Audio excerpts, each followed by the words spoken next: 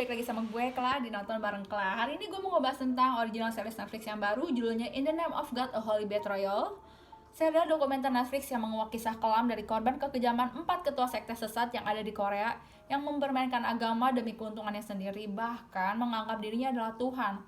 Jadi, parahnya lagi, nggak cuma mengajarkan ajaran sesat, tapi mereka itu sudah menimbulkan banyak korban, dari korban penipuan, of course penipuan, banyak yang habis uangnya, pelecehan seksual sampai pembunuhan. Ngeri banget ya guys. Series ini kontroversi banget di Korea, sampai masuk ke pengadilan karena para pengikut setianya itu nggak suka, nggak mau gitu sampai series ini ditayangin. Mereka ngajuin gugatan kalau misalkan katanya bukti-buktinya tuh nggak valid. Tapi untungnya di awal Maret itu Netflix dan MBC memenangkan pengadilannya karena bukti yang mereka punya valid. Mereka punya rekaman suara yang jelas emang suara pemimpin sektenya kan, video-video, para saksi, dokumen-dokumennya yang mereka kumpulkan, yang mereka kerjakan selama 3 tahun ini gitu. Jadi ini nggak main-main bikin dokumenter ini.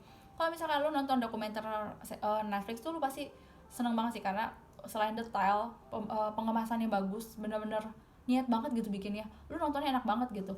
Jadi ini warning juga buat lu pada yang nggak kuat mental, buat lu pada yang maaf sebelumnya pernah mengalami pelecehan seksual, better jangan nonton konten ini karena ini disturbing banget, apalagi episode 1 sampai 3 tentang pelecehan seksual yang dilakukan oleh salah satu gereja di Korea Selatan yang mengajukan gugatan ini karena ini pengikutnya banyak banget gitu.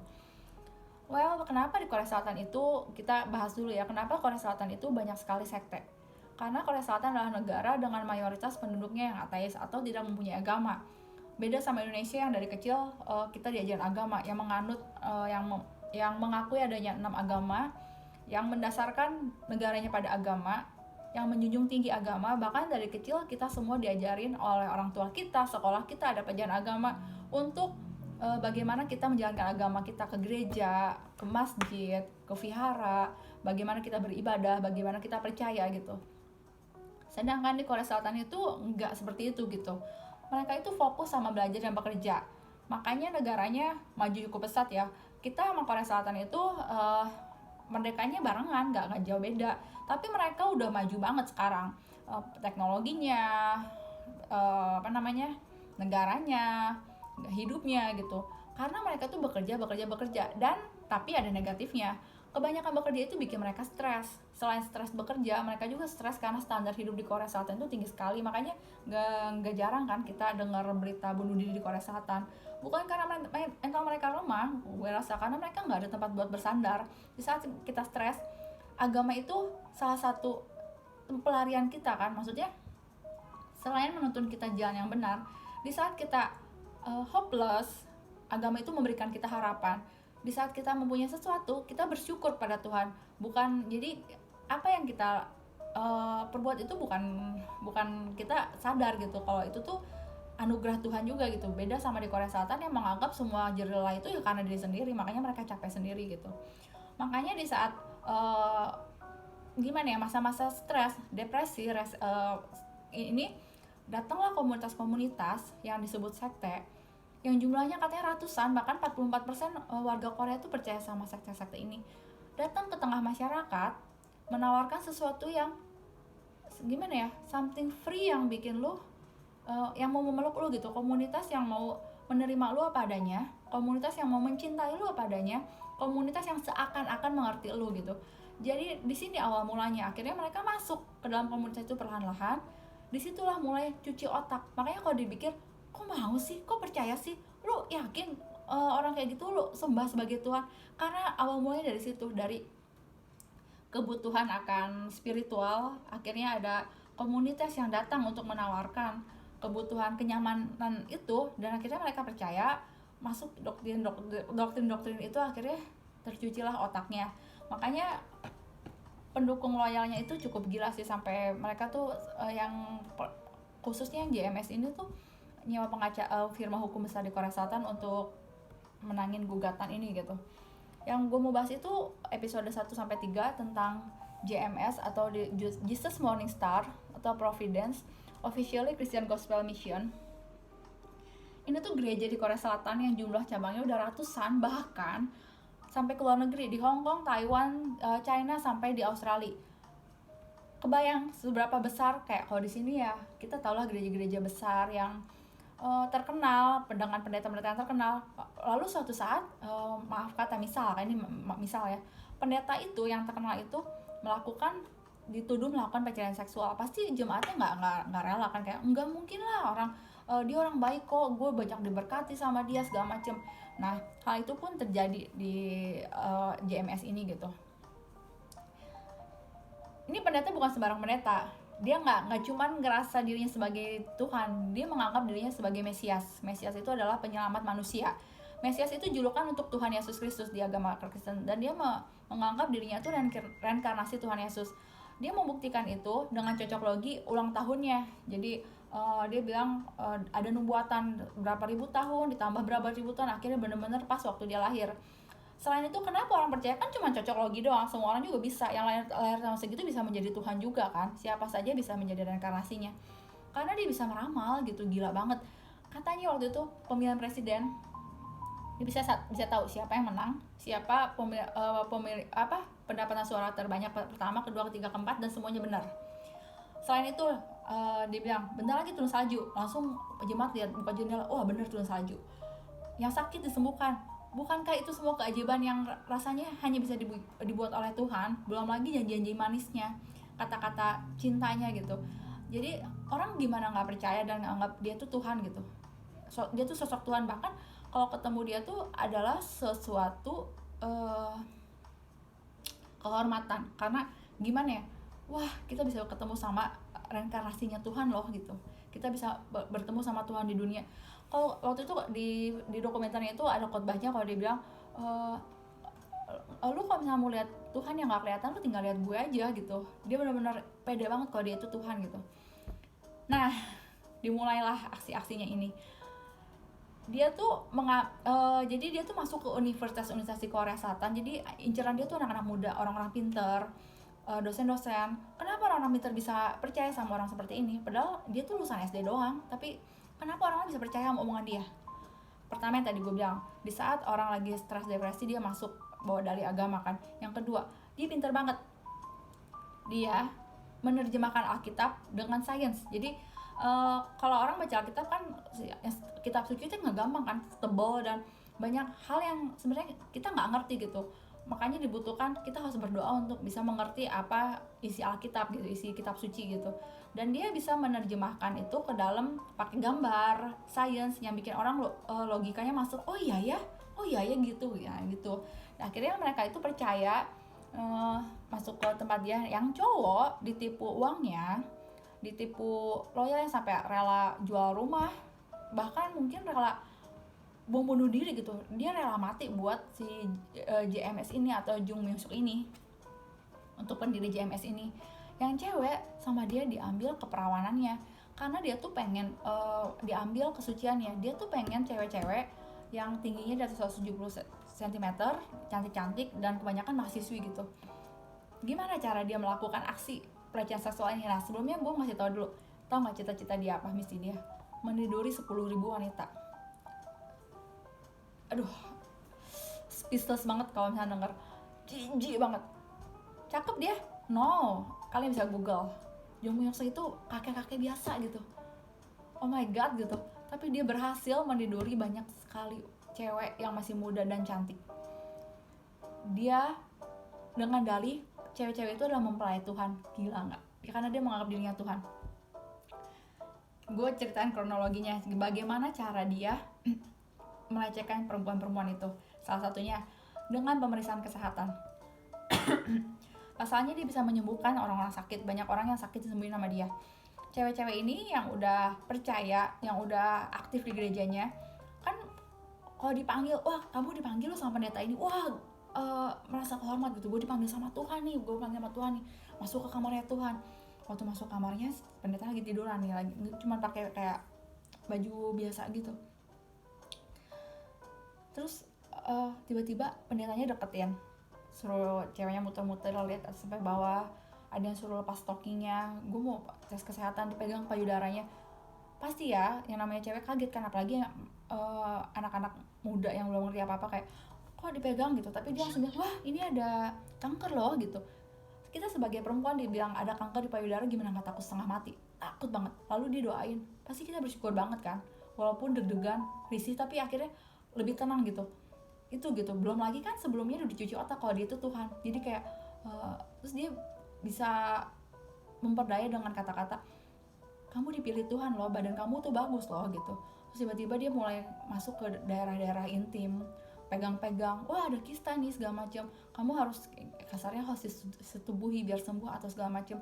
Ini adalah kehormatan buat kamu, kamu bisa tidur sama Tuhan. Oh my god. Cewek-cewek itu yang mau nolak nggak bisa, dia ngerasa wah this is God gitu.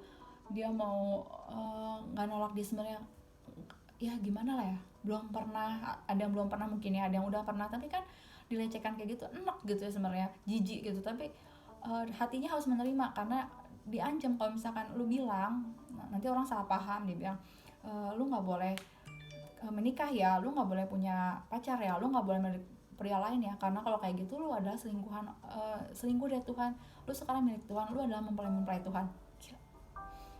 Korbannya ratusan. Dia tuh katanya sampai bikin satu tempat, istananya dia di tempat kelahiran dia, khusus untuk pesta seks edan banget. Jadi seharian tuh dia kerjanya main bola sama yang cowok-cowok, tapi dia tuh menang terus, dibikin menang terus. Setelah main bola dia mandi sama cewek-cewek, udah banyak cewek-cewek telanjang jemaatnya yang masih muda-muda. Terus giliran setiap hari kayak gitu, sehari bisa 50. Menurut gue pribadi pas nonton ya, predator seks sendiri sehari 50 mana bisa gitu, dan itu setiap hari gitu. Kalau dia tuh bukan iblis gitu, menurut gue sih dijelmaan iblis, karena dia bisa ngelakuin hal itu, dia bisa menarik orang, dia bisa meramal gitu. Ini dari dugaan gue aja gitu, he's not a human gitu, nggak punya hati juga gitu. Dan dia bisa hafal isi Alkitab yang bisa dia balik-balikin. Itu benar-benar gila banget gitu. Nah akhirnya udah banyak korban. Nah ada mulai orang-orang yang mulai, cewek-cewek yang mulai sadar, kayak misalkan kok Tuhan begini ya, di saat dia mulai ada kekerasan seksualnya udah gitu. Bahkan ada orang yang udah mulai dia bilang kalau gue hamil gimana gitu. Dia nanya sama si pendeta ini, pendeta jawab gini, wah hamil lu gak bisa berhubungan lagi sama Tuhan, lu harus gugurin. Dia sadar, loh ini kan anak Tuhan, anak yang suci, kenapa sih gugurin? Apakah benar dia Tuhan? Mulai perempuan ini mulai mempertanyakan apa benar dia Mesias. Akhirnya dia kabur, takut dia ngomong sama orang-orang, dia mau lapor, diculik, disiksa, gila. Akhirnya keluarganya nyari lah karena anak hilang kan. Dari situ mulai terkuak dan mulai korban-korban mulai berani speak up. Kenapa nggak dari awal nggak ada yang speak up? Udah banyak korban baru ada yang speak up. Karena korban pelecehan seksual itu nggak gampang untuk speak up. Pertama mereka belum tentu dipercaya, apalagi yang mereka tuduh itu adalah pemimpin yang dianggap Tuhan, yang mengikutnya banyak gitu. Akhirnya mereka speak up, terus sampai ada kesaksian-kesaksiannya segala macam gitu. Akhirnya diburu sama polisi, mau diinterogasi, kabur dia ke luar negeri dengan alasan menjalankan misi. Dia kabur ke negara ini, dan di negara tempat dia kabur tuh karena dia punya banyak duit hasil penipuan dia kan, karena jemaatnya royal ngasih perpuluhan, ngasih uang gitu. Dia tuh selalu punya tempat yang mewah gitu, dan di pindah satu negara dia tuh bisa mengambil hati orang-orang, semua orang yang dia temuin gitu. Korbannya di Taiwan mencapai 100 mahasiswa, gila nggak? Pendeta Korea ke Taiwan melakukan pelecehan seksual 100 mahasiswi. Gimana negara Taiwan nggak kesel?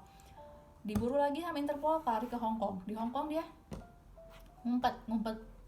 Jadi benar-benar dicari sampai akhirnya ketemu tuh di Hong Kong, tapi dia pura-pura gila, terus dia bilang I'm not Mesias. Dia nggak ngaku kalau dia tuh Mesias gitu.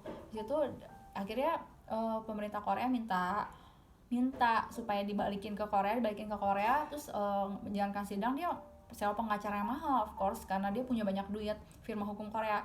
Tapi ya korbannya udah banyak kan. Akhirnya dijatuhi hukuman cuma 10 tahun guys, 10 tahun doang, gila. Padahal kejahatan yang dilakuin tuh udah luar biasa banget. Di Taiwan ada 100 wanita, di Korea entah berapa wanita. Jadi nah yang gilanya lagi saat dia dalam pelarian kan, misalkan dia di Hong Kong nih, dia lari di Hong Kong tuh dia nggak berani ke publik kan karena takut ketangkep. Gimana cara dia itu nafsunya, dia tuh nyuruh para jemaatnya, dia kan masih terhubung lewat email segala macem, nyuruh para jemaatnya itu dikirimin bikini sama dia, disuruh foto. Nanti fotonya dinilai, kalau misalkan semakin minim pakaiannya, bahkan kalau nggak pakai pakaian nilainya semakin tinggi dari A, B, A, P, C gitu. Yang namanya orang pengen dapet apa sih perhatian dari Tuhan, mereka rela gitu ngelakuin foto-foto yang gila, udah kayak majalah bokep banget gitu isi foto-fotonya. Dan mereka foto itu sendiri dikirimin ke pendetanya. Nanti pendetanya pilih siapa yang dia suka, disuruh terbang ke Hong Kong. Di situ ya seperti biasa dia melakukan hal itu lagi gitu. Kenapa hal ini semua bisa ketahuan? Untung ya Tuhan menggerakkan orang-orang yang baik gitu. Ada satu orang yang gila banget di saat dia akhirnya keluar dari penjara.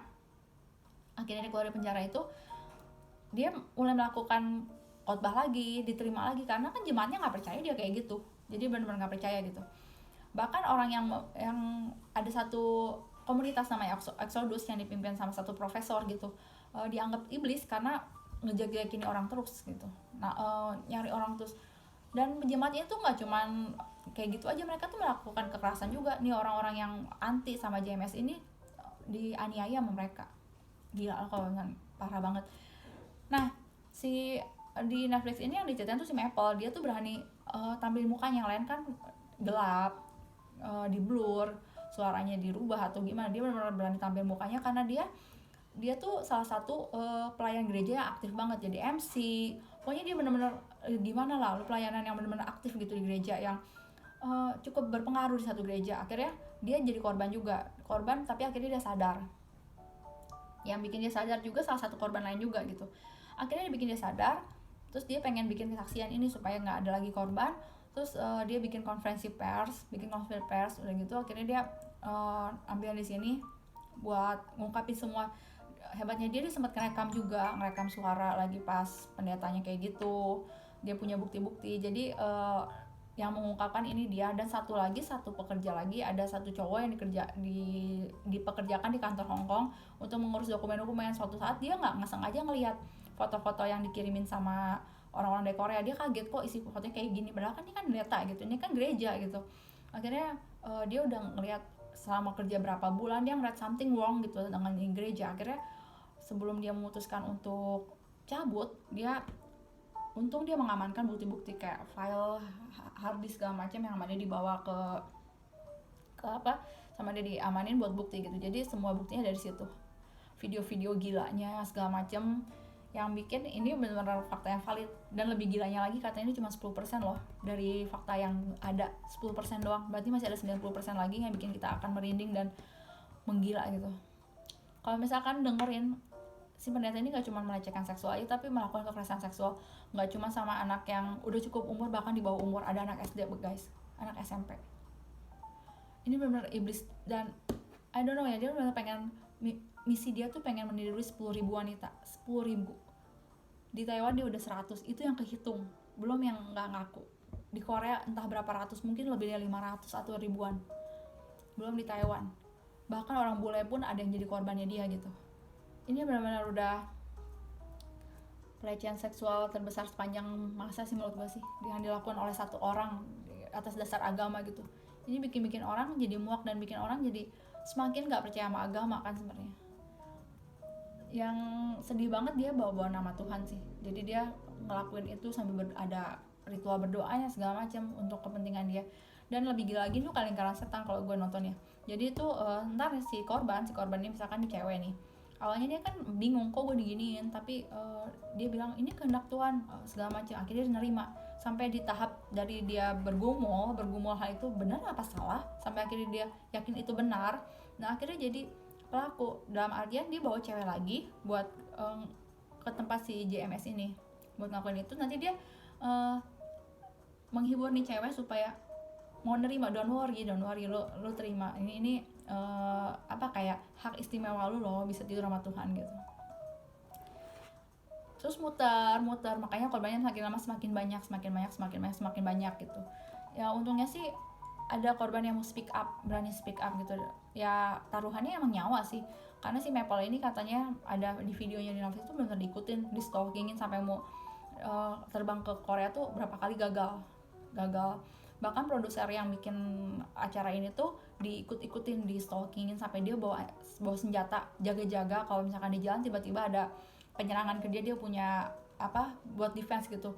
Saking gilanya ini pengikutnya tuh benar-benar loyal. Dan nggak cuman, gue rasa ya pengikutnya tuh nggak cuman orang biasa aja, pasti ada pemimpin apa sih di pemerintahan lah, entahlah orang yang punya kekuasaan, karena isinya nggak cuma orang-orang pinter, orang-orang yang loyal gitu. Bahkan untung ya ada orang-orang yang dulunya petinggi di JMS ini sadar kalau misalkan setelah gue pikir-pikir gue udah cuci otak ya gitu, Tuhan Yesus sebenarnya nggak kayak gitu kan, nggak kayak dia gitu ajarannya segala macam. Dia akhirnya sadar, terus kemarin dia bikin kesaksian. Dia cerita dulu lagi pas dia ikut JMS tuh dia rela gitu sampai waktu itu gue rela sampai mati buat nih pendeta, gue rela jual rumah gue buat nih pendeta, gue rela gitu karena ini bakti gue sama Tuhan, karena dia udah nganggap pendeta ini Tuhan gitu. Dan gak cuma pendeta ini, ternyata banyak di Korea tuh sekte-sekte yang menganggap dirinya Tuhan. Mungkin kalian udah nonton drakornya Save Me yang dibawain sama si Yeji ya, itu juga sama ya, tentang sekte yang di satu desa yang gila banget gitu, yang awalnya kayak normal, gereja normal, taunya di belakangnya ada penyiksaan, dan mereka harus terima karena itu bagian dari apa sih namanya, kayak ajaran yang harus mereka lakuin dan membawa berkah bagi mereka gitu. Emang kekuatan cuci otak ini gila banget, orang rela ngelakuin apa aja sih. Dan emang paling gampang itu mempengaruhi orang lewat agama, something yang kita nggak lihat. Manusia tuh karena butuh something yang ajaib gitu di luar nalar. Ketika mereka ngeliat sesuatu yang kayak beda, spiritual dan luar biasa, mereka langsung gampang percaya. Dan gilanya juga banyak banget ini, sampai sekarang pendukung loyalnya masih banyak banget. Entah mau diapain di gerejanya, cuman aduh serem banget gitu, sedih banget, benar-benar sedih nontonnya. Udah sedih, jijik, dan bersyukur banget akhirnya ada orang yang berani buka ini ke publik gitu, walaupun dengan resiko ya beginilah gitu. Ya gue ceritain sih, nggak mungkin kalau kalian mau nonton detailnya lagi bisa nonton di Netflix, lebih detailnya lagi yang bikin disturbing, kayak ada pelecehan seksualnya tahap-tahap yang gila banget, kekerasan seksual, sampai ada yang korban yang aduh Tuhan, dia sampai katanya disiksa segala macam sama ini pendeta gitu. Si Maple ini sampai katanya pas waktu sakit panas aja masih demam gitu, masih dipaksa buat ngelakuin hal itu gitu. Terus pas kalau denger rekaman suara pendetanya itu bikin jijik banget bener. Dan kalau lihat tampangnya Tuhan, kakek-kakek gitu loh, umurnya dia tahun 1945 lahirnya, udah tua banget tapi dia masih kayak gitu. Korbannya masih banyak dan korbannya itu sebagian rela gitu ya. Oke guys, gitu dulu dari gue. Semoga gue sih berharap dokumenter ini membuka mata banyak orang untuk lebih bijaksana dalam menyikapi ajaran agama ya. Gue nggak mau ngejudge mana salah mana benar karena gue juga nggak tahu. Cuman kita lihat ya, something yang merugikan masyarakat, merugikan, yang membuat kita jadi gimana ya, punya banyak musuh, nggak damai. Menurut gue sih it's not good ya. Jadi beragama juga harus pakai logika, maksudnya beragama juga harus pakai, nggak cuma pakai hati tapi pakai pikiran gitu. Kita harus bisa membedakan mana yang baik dan mana yang benar, dan jangan sampai terlalu fanatik sampai gila gitu, sampai kayak anggota JMS ini. Oke deh, thank you udah nonton, ketemu di next konten berikutnya, bye.